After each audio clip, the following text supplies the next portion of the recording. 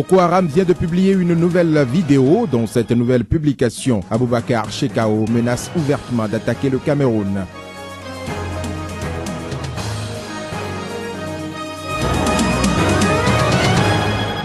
En Gambie, le président Yahya Jammeh accuse les dissidents étrangers et les terroristes. Cette déclaration fait suite au putsch manqué qu'a connu son pays la semaine dernière.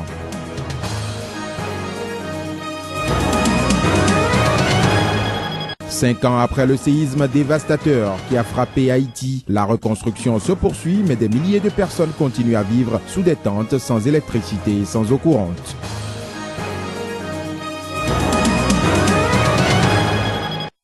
Tout le plaisir est pour moi de vous retrouver sur Sika. Mesdames et messieurs, bonjour. Nous ouvrons cette édition par la Centrafrique. Un homme se présentant comme un des chefs de la rébellion ougandaise de l'armée de résistance du Seigneur, la LRA, recherché par la justice nationale, s'est rendu à des militaires américains. C'est ce qu'a annoncé ce mardi la diplomatie américaine.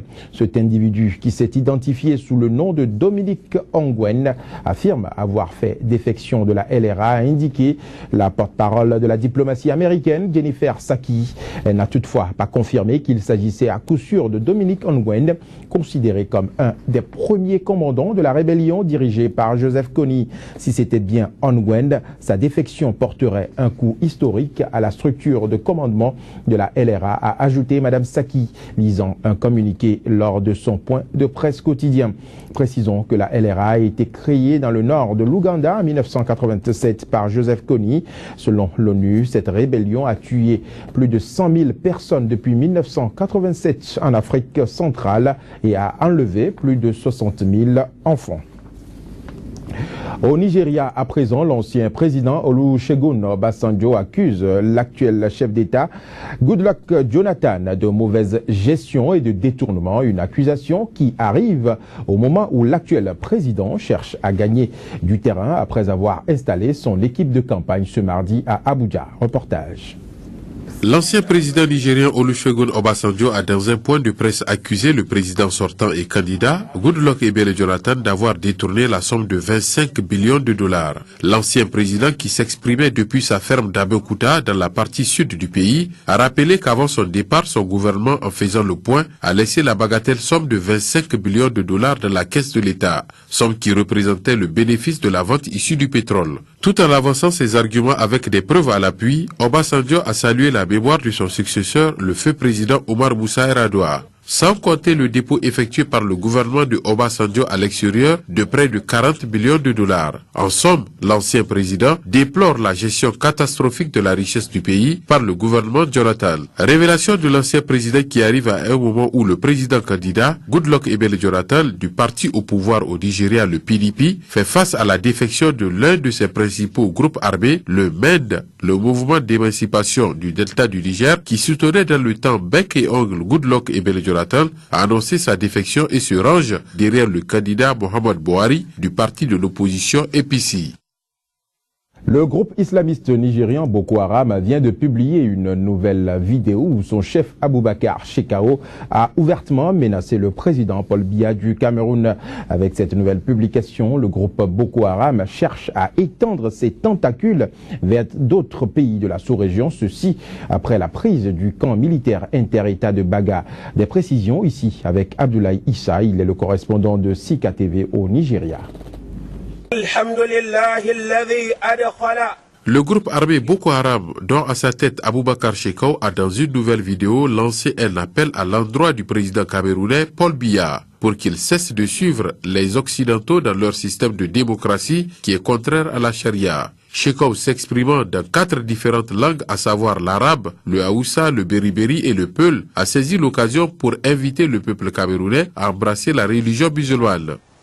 والحمد لله الذي أغضب أباهم أمريكا وفرنسا. Au roi camerounais, Paul Biya, Paul Biya, Paul Biya, quand tu verras ces images, c'est pour te dire il est encore temps pour toi et ton peuple de revenir vers Dieu. Revenir vers Dieu, c'est dire non à la démocratie imposée par les Occidentaux. Paul Biya, n'oublie pas la parole de Dieu. Nous, on n'a pas peur de toutes ces institutions sans aucune importance, telles l'ONU, etc. Nous n'avons pas peur de mourir, nous sommes en mission de Dieu. Ces armes que vous voyez ne sont pas nos forces. Notre force, c'est Dieu. وأخرجوهم من حيث أخرجوكم. La vidéo de 18 minutes environ vient démontrer une fois encore la force de frappe de ce groupe qui aujourd'hui cherche à gagner du terrain dans les pays faisant frontière avec le Nigeria. Shekau n'a pas manqué de rappeler qu'il est prêt à aller jusqu'au sacrifice suprême. Toujours au Nigeria, en 2008, près d'1,5 million de barils de pétrole se sont répandus dans la crique depuis une canalisation de Shell. Les conséquences ont été énormes. Près de 6 000 hectares de terrain détériorés, des marécages détruits par le pétrole et plus de 15 600 pêcheurs réduits au chômage. 7 années plus tard, ces derniers vont pouvoir être dédommagés à hauteur de 70 millions d'euros au terme d'un accord à l'amiable conclu entre les deux parties. Plus de précisions ici avec l'avocat des plaignants, il s'appelle Martin Dey. Tout de suite après la fuite, Shell a offert le montant ridicule de 4 000 livres pour l'ensemble de la communauté. Quand on est arrivé, ils ont augmenté ce montant à 1 million, puis en septembre à 18 millions. Toutes les communautés pensaient que c'était n'importe quoi. Mais enfin, le mois dernier, en décembre, Shell a proposé un montant plus juste de 55 millions de livres en tout. Ce qu'il y a d'étonnant avec ce cas, c'est que normalement au Nigeria, ce sont les chefs qui négocient ces cas pour le reste de la communauté. Quand l'accord est conclu, l'argent va aux chefs. De ce que j'ai vu, peu d'argent arrive aux personnes ordinaires, les fermiers ou les pêcheurs. Utiliser le système légal britannique a été une bonne manière de s'assurer que les personnes affectées recevaient effectivement l'argent.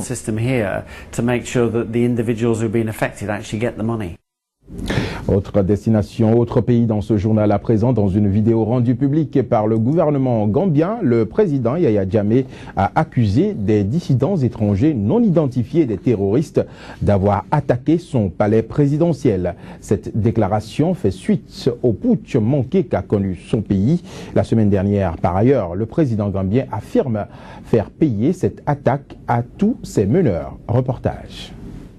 Le 30 décembre dernier, la Gambie a été secouée par un coup d'État dirigé contre le palais présidentiel. Dans la nuit de lundi à mardi, l'attaque sur le palais présidentiel avait été repoussée par les forces loyales du pays. Yaya Jammeh, le président de l'État gambien, a démenti toute tentative de coup d'État militaire, accusant un mystérieux groupe terroriste soutenu par des puissances étrangères d'avoir mené l'attaque contre son palais. Eh bien, ce n'est pas un coup d'État. C'est un mensonge de dire que c'est un coup d'État. C'est une attaque de dissidents basée aux États-Unis, en Allemagne et au Royaume-Uni. Certaines de ces armes ont été fabriquées aux États-Unis. Yaya Jammeh, confiant de son armée, affirme qu'il ne s'agit pas d'un coup d'État militaire.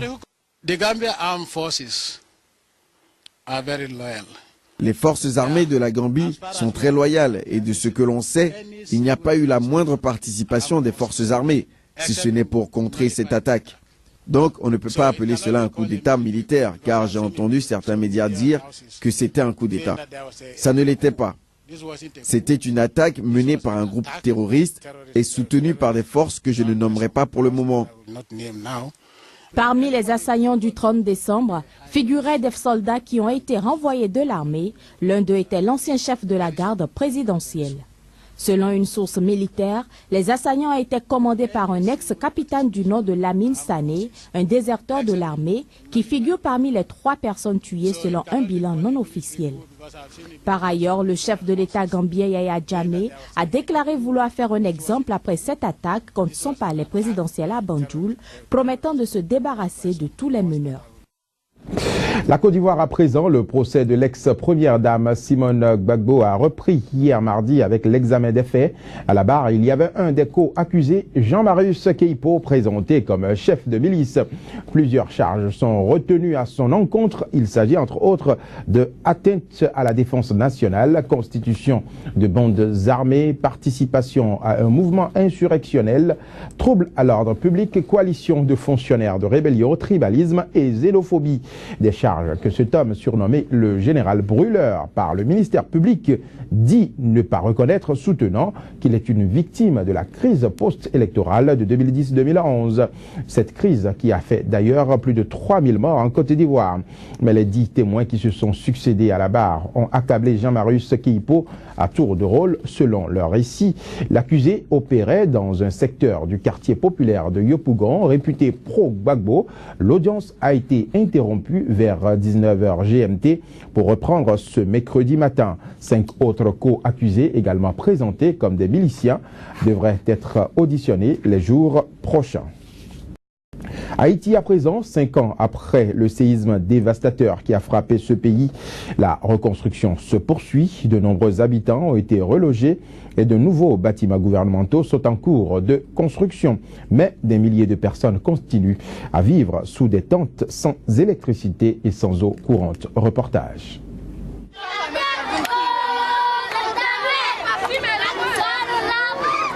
C'est l'heure de sortie de classe à Canaan, petite ville à 15 km de Port-au-Prince. La présence de la caméra fait fuir certains enfants et en amuse certains autres. Mais derrière les sourires se cache une triste réalité. Après le séisme dévastateur qui a frappé Port-au-Prince en 2010, le gouvernement et les ONG ont installé en grande pompe Camp Corail pour accueillir les réfugiés. Mais à cause du manque de place, en quelques mois, des centaines de tentes poussent autour du camp. 5 ans après le séisme, Jouvence y vit encore. De nombreux habitants ont été relogés, mais lui doit vivre ici sans eau et électricité, et surtout sans travail. Ici, c'est pas comme à Port-au-Prince où tout se vend et s'achète. Ici, il n'y a pas de travail, il n'y a rien, donc les gens ne peuvent rien acheter. Aujourd'hui pourtant, les avancées sont réelles. Exemple, ce complexe d'appartements, ouvert en 2013. Pour les autorités, de nombreux progrès ont été accomplis et presque tous les habitants de la capitale vivraient désormais dans des structures permanentes. 5 ans après, la reconstruction pour nous, c'est d'abord nos concitoyens qui vivaient sur les tentes. Tout de suite après le tremblement de terre, ils étaient 1 500 000 et nous en sommes à un peu moins que 70 000. Autre signe de progrès, les chantiers de construction de nouveaux bâtiments gouvernementaux. Mais l'ancien palais présidentiel, lui, reste toujours vide. Pour ce spécialiste d'Haïti, l'aide internationale est loin d'avoir permis à Port-au-Prince de se remettre, malgré les milliards promis. Une partie de l'argent que les gens ont promis de donner n'a jamais été donnée, donc elle n'a jamais vraiment existé. Des sommes importantes ont été dépensées pour des solutions temporaires qui sont arrivées très vite, mais qui n'auraient pas dû rester en place. Il n'y a pas eu d'investissement de long terme dans des infrastructures durables, donc ces infrastructures n'existent pas. En attendant, les habitants de ce camp ont commencé à transformer les lieux en abris semi-permanents, installant eux-mêmes des fondations improvisées, en espérant qu'elles résisteront bien en cas de nouveau tremblement de terre. Un tour au Brésil avant de boucler cette édition. 158 personnes ont été légèrement blessées lundi soir dans une collision de 2 trains de banlieue dans l'est de Rio, au sud-est du pays. Mardi, ils étaient encore 7 personnes hospitalisées. Reportage. L'accident s'est produit lundi dans la commune de Mesquita, à 34 km du centre de Rio de Janeiro. Alors qu'il était à l'arrêt dans une gare, un train a été percuté à l'arrière par un autre circulant dans le même sens. Des dizaines de passagers en ont fait les frais. J'ai aidé une fille qui criait au secours parce qu'elle était blessée au genou. Elle a demandé à s'appuyer sur moi parce qu'elle ne pouvait pas supporter la douleur. Alors je l'ai aidée. Elle n'arrêtait pas de demander à voir sa mère et son père parce que son genou lui faisait très mal. À présent, la priorité est à la détermination des causes de l'accident et l'assistance aux victimes. L'enquête permettra de savoir si c'est une défaillance qui en est à la base. Il n'y a aucun doute qu'il y a eu une défaillance. Nous devons enquêter sur cette défaillance et les responsables doivent être amenés devant la justice. Les trains de Supervia, la société qui gère les transports ferroviaires, transportent près de 620 000 personnes par jour entre Rio de Janeiro et les communes voisines. Ce sera tout pour cette édition que je vous remercie d'avoir suivi. Mais avant de partir, la sagesse africaine du jour nous vient du Cameroun et dit ceci: le singe ne voit pas la bosse qu'il a sur le front. Le singe ne voit pas la bosse qu'il a sur le front. Merci de nous avoir suivis. Retenez que l'information se poursuit sur notre site internet www.sikatv.info.